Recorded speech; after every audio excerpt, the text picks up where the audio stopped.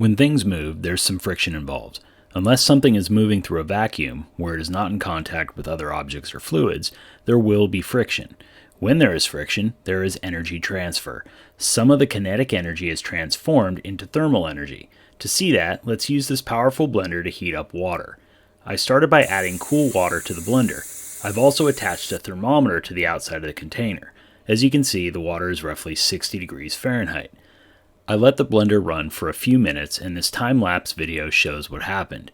As you can see, the temperature of the water rises as the blender runs, and when we remove the top, we can see evidence that the water has been warmed.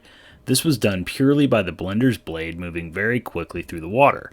The electrical energy transferred to the blender when it was turned on was transformed into kinetic energy by the blender's motor, shown by the blade spinning. Since the blade is rubbing against the water, some of its kinetic energy was transformed into thermal energy, warming the blade.